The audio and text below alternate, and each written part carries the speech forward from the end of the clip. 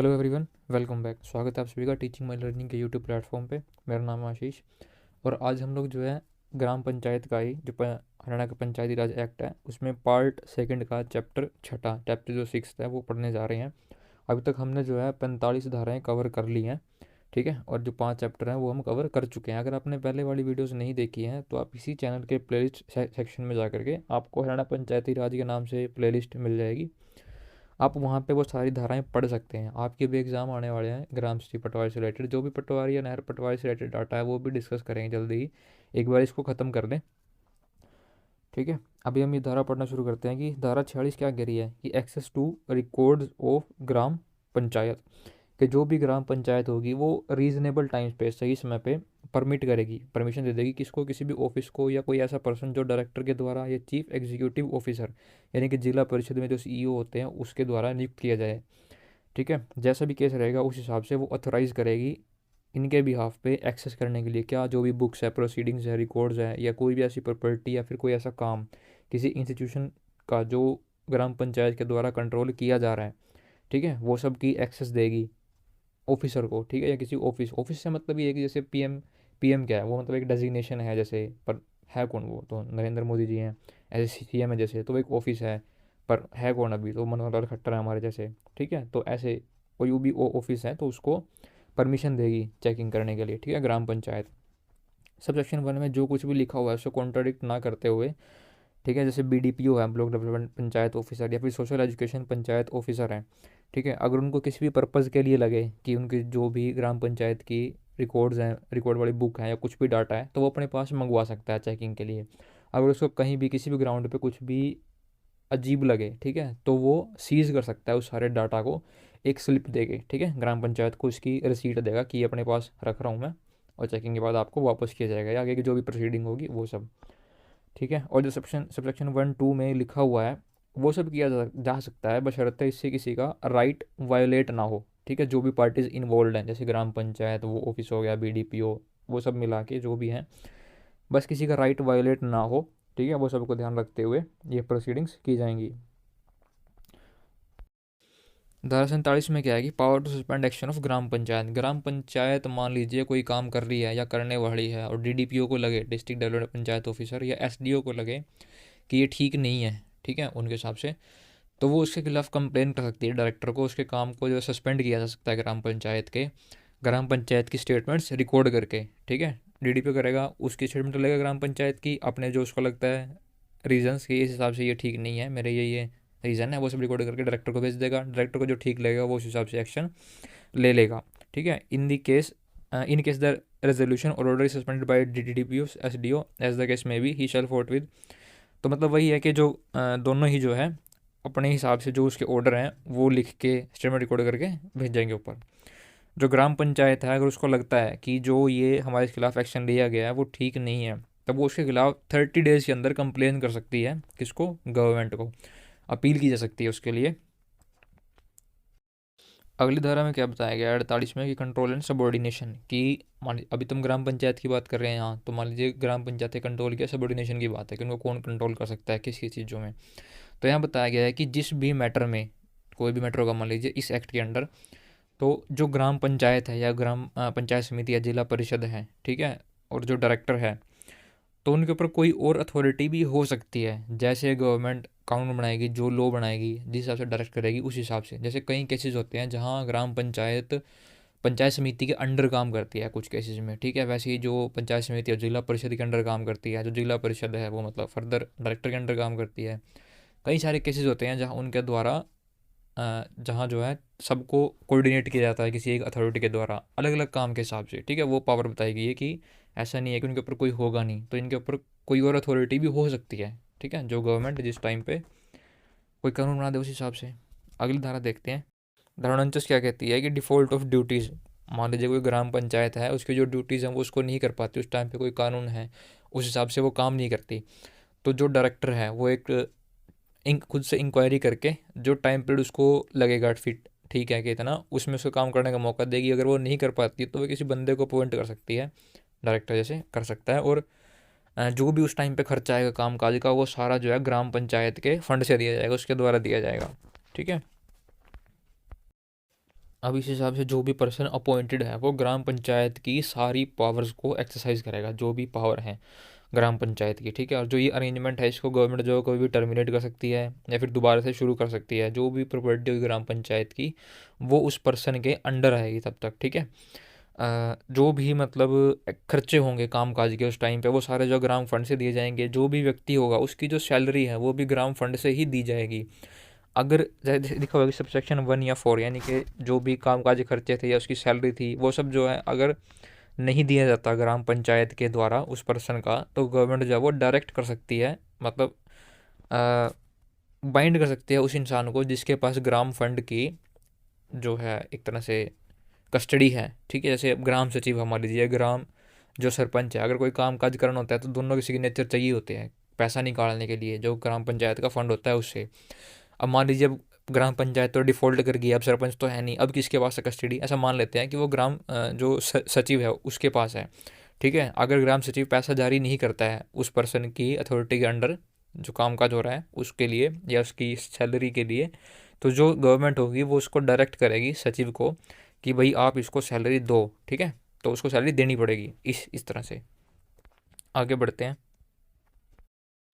धारा 50 में क्या बताया गया है कि power to take over management of land. अगर जो सब सेक्शन 49 में बताया गया है पिछले सेक्शन में उसको छोड़ करके अगर गवर्नमेंट को कहीं भी लगे, मान लीजिए जब ग्राम पंचायत पूरी तरह ही डिफ़ॉल्ट कर गई फिर तो गवर्नमेंट के कंट्रोल में ही आ गया सब कुछ। इसके अलावा अभी ग्राम पंचायत डिफ़ॉल्ट नहीं करी है, सिर्फ कुछ लैंड है, कोई एरिया है, वो लगता है सरकार को कि ग्राम पंचायत उसको अच्छे से मैनेज नहीं कर पा रही है, ठीक है, या फिर उसका कंट्रोल जो है वो गवर्नमेंट के पास होना ज़्यादा ज़रूरी है।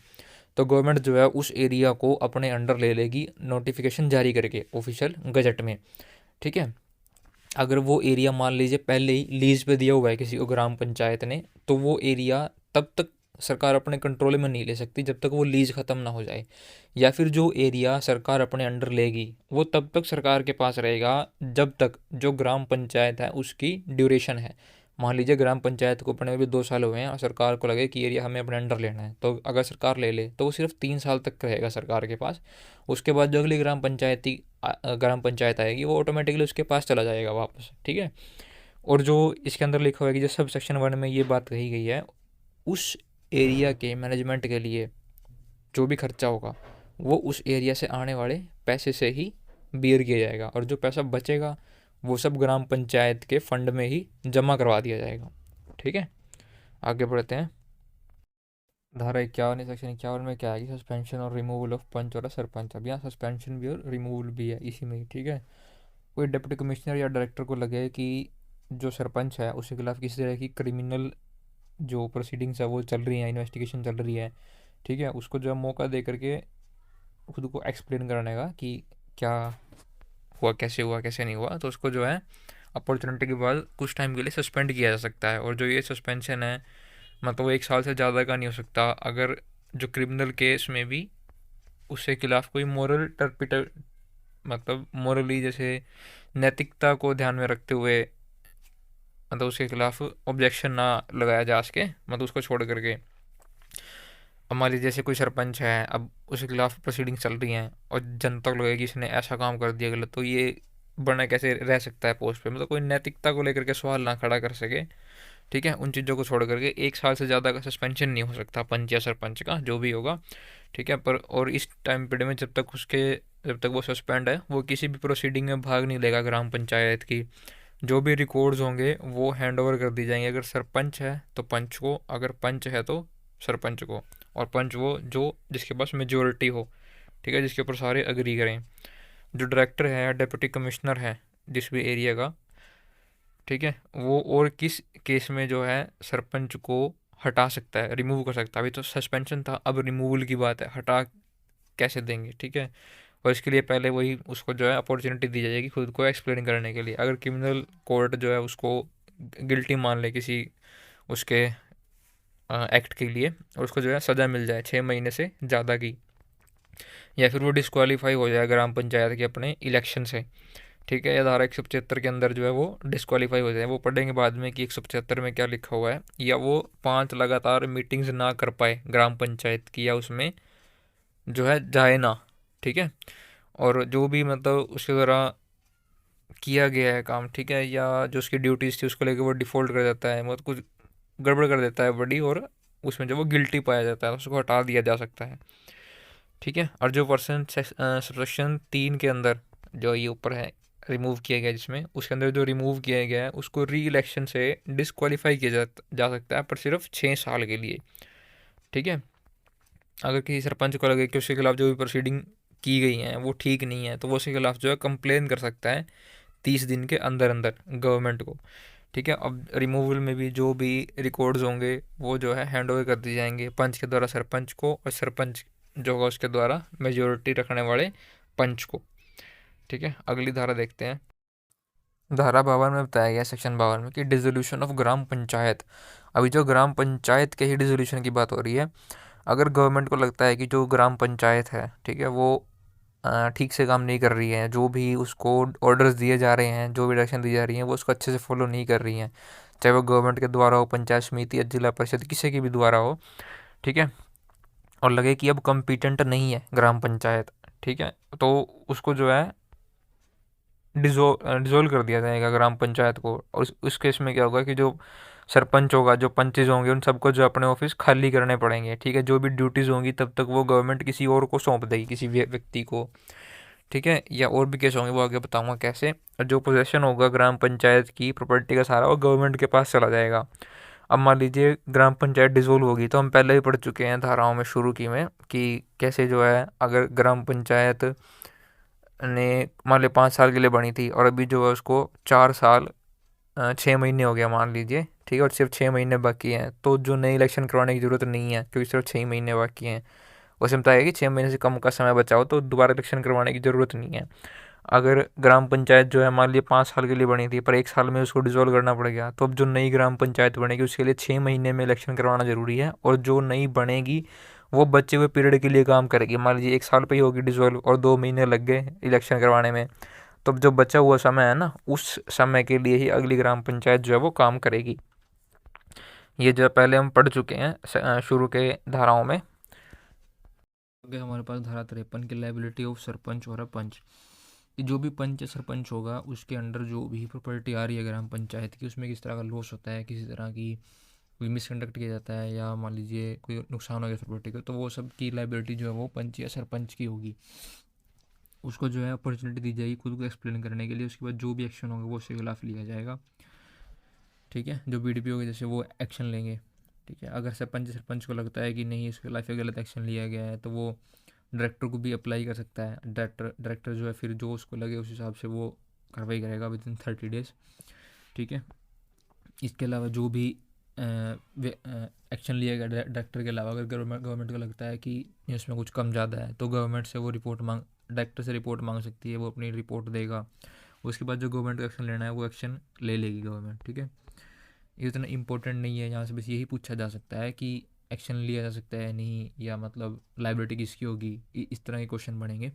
वैसे अगर कोई व्यक्ति है, मान लीजिए उसने उसके अंदर जो प्रॉपर्टी थी वहाँ उसे नुकसान हुआ था, और उसके जो है उस पद से हटने के 6 साल बाद मान लीजिए कोई कार्रवाई नहीं की जा सकती उसके खिलाफ, या पंच सरपंच है तो उसके खिलाफ, जब वो पंच सरपंच नहीं रहा तो उसके 2 साल बाद उससे जो है उसके खिलाफ कोई कार्रवाई नहीं होगी उस चीज़ को लेकर के, ठीक है। या कोई पंच या सरपंच है मान लीजिए, उसके खिलाफ कार्रवाई हो गई थी, उसके ऊपर लाइबिलिटी थी, अब उसको पैसा देना था और वो नहीं देता है, और उसके बाद उसकी डेथ हो जाती है, तो जो भी रिकवरी करनी थी वो सारी जो है आगे उसके जो हेयर्स होंगे उनसे की जा सकती है, ठीक है। यानी उसके बाद जो भी उसकी वंश में होगा आगे उनसे वो की जा सकती है।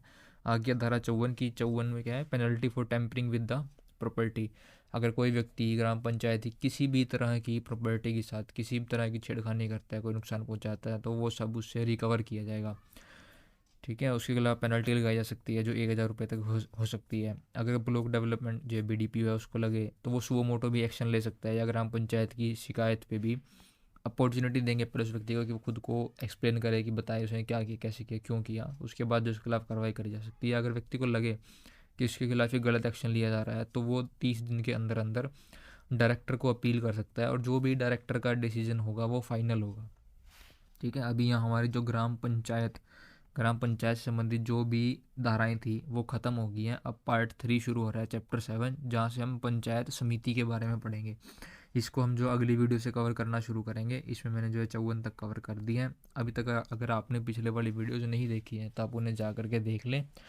जो धाराएं वो बड़ी आसानी से, मतलब बड़ी सिंपल शब्द में समझाई गई हैं। बाकी आपको अच्छी लगे तो आप शेयर कर सकते हैं वीडियोज़ को, ठीक है, चैनल को सब्सक्राइब कर सकते हैं। तो मिलते हैं अगली वीडियो में। Thank you.